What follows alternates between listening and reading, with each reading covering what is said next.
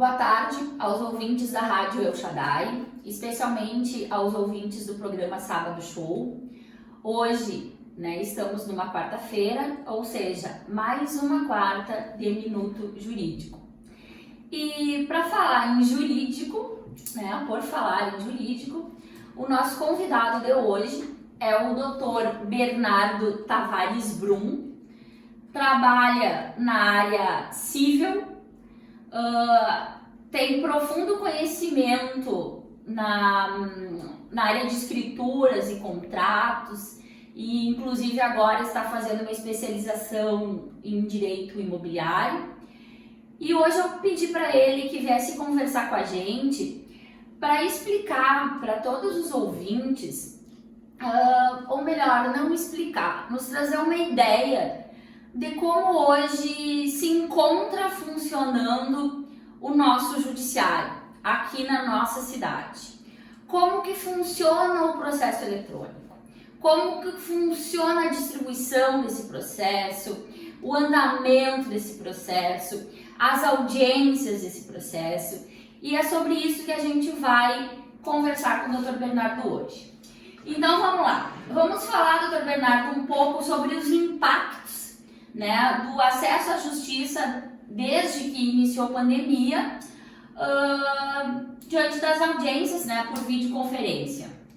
Bom, boa tarde a todos os ouvintes, boa tarde, doutora Graciela, agradeço o convite, fazer alguns esclarecimentos aí, explicar como está a situação aí, atual no judiciário. Bom, estamos diante aí da maior crise da história do judiciário, e principalmente o gaúcho.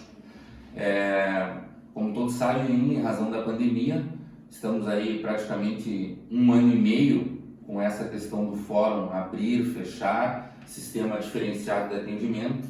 Anteriormente a isso ainda passamos por greve dos servidores e ultimamente agora tivemos também um ataque hacker ao sistema do Tribunal de Justiça. Então, esse conjunto de fatores aí trouxe algumas inovações. Inclusive, na última oportunidade, eu acredito que o fórum tenha ficado mais de 100 dias fechado. E como é difícil a gente explicar isso para o nosso cliente, Nós que operamos o direito todo dia, que sobrevivemos, que precisamos do nosso cliente, porque causa uma insatisfação do cliente muito grande. E o senhor pode nos dizer isso porque vivencia o seu dia a dia. Exatamente, doutor. Diariamente a reclamação é contínua, é recorrente por parte dos clientes e quem eles podem reclamar é para nós, É os advogados que são a voz de quem não tem voz perante o judiciário. Mas nós vamos tentando nos adaptar e esclarecer para os clientes da melhor forma possível de que muitas coisas fogem do nosso alcance, Mas o que está dentro do possível a gente sempre tenta buscar uma alternativa e aí tem algumas aí que eu vou citar aí no decorrer da nossa conversa. Doutor, então para a gente não se alongar muito, esse vídeo, essa entrevista não ficar uma coisa muito cansativa, me diga uma coisa, o que mudou no judiciário com a virtualização? Como que aconteceu primeiro e como está acontecendo essa virtualização e quais são os impactos nela diante do nosso cliente? Doutora e ouvintes, mudou muito a virtualização dos processos, que anteriormente eram todos físicos, elas já estavam em curso, porém, em razão da pandemia e do fechamento do fórum, houve uma aceleração, foi potencializada essas digitalizações aí, de modo que os processos fossem virtualizados e passassem a tramitar em meio eletrônico. Aí, o que muda efetivamente? Muda muita coisa. Por exemplo, anteriormente um processo físico, nós tínhamos que se deslocar até o fórum, pegar o processo em carga, vir para o escritório, analisar o processo, peticionar, devolver o processo ia para a secretaria, da secretaria subia para a vara, passava pela mão de 3, 4, 5 servidores. O que hoje em dia com o processo eletrônico não ocorre mais. O processo eletrônico ele facilitou e muito a vida dos advogados e isso resulta numa maior celeridade processual. E eu vou explicar por quê. Hoje, no processo eletrônico, o advogado da outra parte peticiona, no mesmo instante eu tenho acesso à petição do outro advogado. No mesmo instante, eu querendo, posso me manifestar nos autos e essa petição imediatamente já vai estar no sistema disponível. Então eu tenho acesso 24 horas por dia a todo o processo, que anteriormente eu não tinha. Precisava de uma peça processual lá de 1 ano atrás, de 6 meses atrás. Eu teria que retirar o processo em cargo para tirar a cópia dessa peça, para então impulsionar o feito. Então, nessa questão, houve uma melhora significativa. E acredito aí que a maioria dos processos, eles já estão no processo eletrônico, o que a curto, médio e longo prazo vai gerar um resultado significativo aí, principalmente no tocante à celeridade do trâmite processual.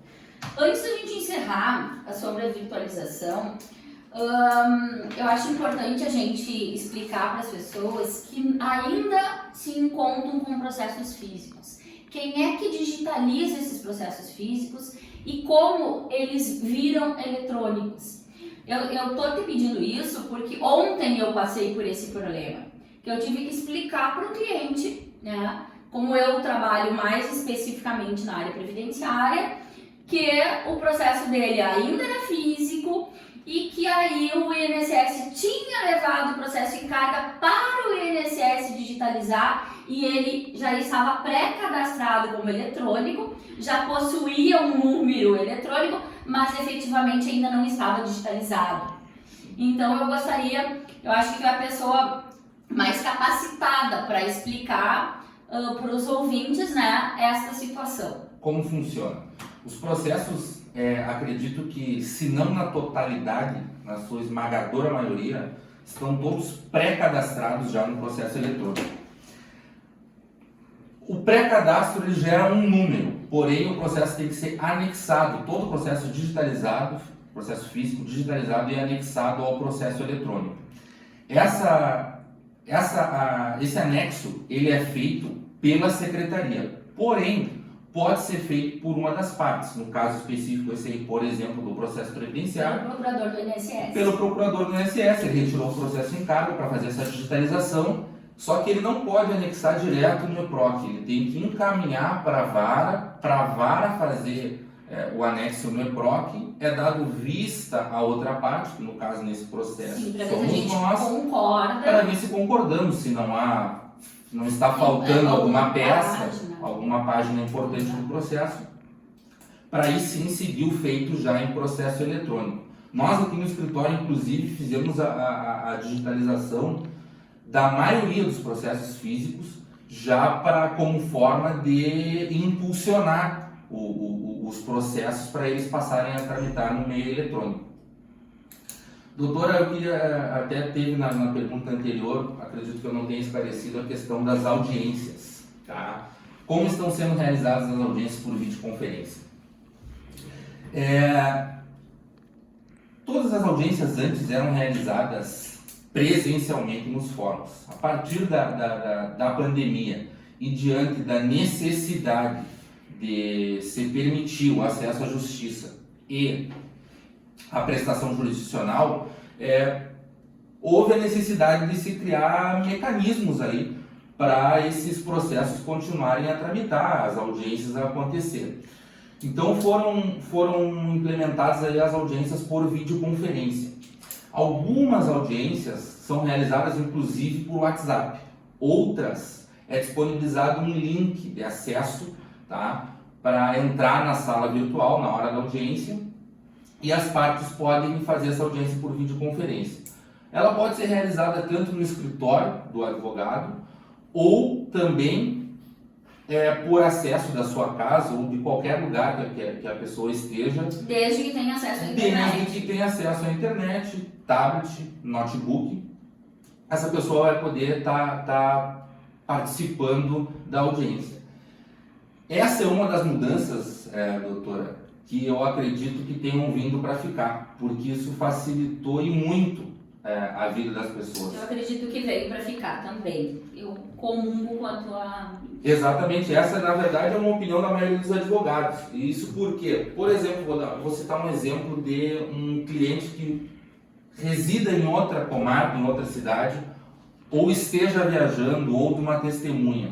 Anteriormente, essa pessoa ou teria que se deslocar até a cidade onde tramita o processo, ou, excepcionalmente, mediante um pedido do advogado, comparecer no fórum da comarca onde ele se encontra, para lá fazer uma sala de áudio e vídeo lá para ele participar à distância da audiência. Hoje em dia não. Ele tendo acesso a um telefone, um notebook, um tablet, ele pode realizar a audiência de qualquer lugar do mundo sem necessidade de deslocamento. Não querendo te interromper, eu tô com 28 anos de profissão. Nesses meus 28 anos, eu diuturnamente operei o direito em diversas áreas. E eu sou do tempo que eu tinha que sair do meu escritório e ir a Porto Alegre fazer uma sustentação oral. Hoje não é necessário mais, pessoal. Hoje, através de um link, tu faz a sustentação oral dentro do teu próprio escritório. Antigamente, para a gente intimar uma outra pessoa, nós, numa outra cidade, era necessário ser uma carta precatória. Hoje, pelo WhatsApp tu intima. Intimações por WhatsApp. Então, as intimações estão sendo feitas pelo WhatsApp.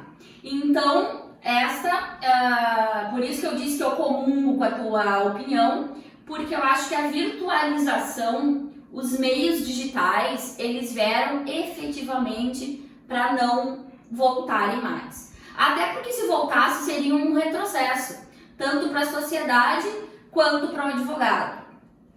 Mas a dúvida mesmo das pessoas, doutor, eu acho que está em relação às audiências. O senhor explicou, né, que esse link, as audiências serão feitas através de um link. Nesse processo eletrônico, esse link, ele chega para o advogado, ele chega para a parte. Nos explique melhor. Lógico que eu sei, mas eu quero que explique para tirar a dúvida do pessoal aí que tá nos ouvindo. Como que funciona, né? E depois dessa audiência, qual é o próximo passo? Primeiro, via de regra, o processo civil ele tem duas audiências, tá? Primeiro, a audiência de conciliação, tá? Onde as partes terão a oportunidade de entrar em uma composição, um acordo e extinguir ali o processo, e posteriormente a audiência de instrução. Ambas as audiências hoje em dia são realizadas por videoconferência, inclusive quando há necessidade de oitiva de testemunhas, tá? Algumas varas, como eu comentei anteriormente, estão realizando as audiências por WhatsApp. É uma videochamada de WhatsApp que o advogado tem a oportunidade de informar o número de telefone seu, se o cliente vai estar no seu escritório, ou também do cliente, se o cliente não vai poder comparecer no escritório e vai fazer de outro local. Um ponto aí, doutor. A vara de família, ela usa esse método. Então, todas as ações que envolvam, né, família, alimentos, execução de alimentos, enfim, interdição, enfim, todas as ações que tramitem em segredo de justiça e que tramitem na vara de família, o juiz titular dessa vara, ele utiliza o WhatsApp para que se torne possível a realização da audiência. Exatamente, a vara de família é um exemplo claro que adotou o WhatsApp como uma ferramenta de utilização para audiências, o que no meu entendimento facilitou e muito. O WhatsApp hoje em dia a gente se comunica diariamente por WhatsApp e todas as pessoas já têm acesso, já têm uma maior familiarização, digamos assim, em utilizar a ferramenta do WhatsApp. Verdade. Na outra modalidade do link de acesso, isso varia de acordo com um processo específico. Se é um processo que depende da intimação pessoal da parte, vai ir a intimação pessoal, no qual no papel vai constar o link de acesso. De todo modo, o advogado sempre vai receber esse link de acesso e ele tem a obrigação de comunicar ao seu cliente do link e instruí-lo para acesso ao link, caso em que ele não compareça no escritório do advogado. Bom, doutor, eu agradeço, né, a disponibilidade do seu tempo, da gente estar aqui para tirar, esclarecer dúvidas, né, no âmbito jurídico. E quero dizer aos ouvintes que, caso alguém tenha dúvida em relação a esse tema e seja dúvida de informações a título informativo, podem chamar no link da rádio, que a gente está apto, né, e está à disposição para responder essas eventuais dúvidas. Fica aqui o meu agradecimento a todos, especialmente ao senhor. Muito obrigado, agradeço também pela oportunidade e dizer que sempre quando houver o convite, estarei aqui presente com o maior prazer para esclarecer pontos importantes e esse bate-papo legal aqui que a gente tem prestando informações aí para os ouvintes. Muito obrigada.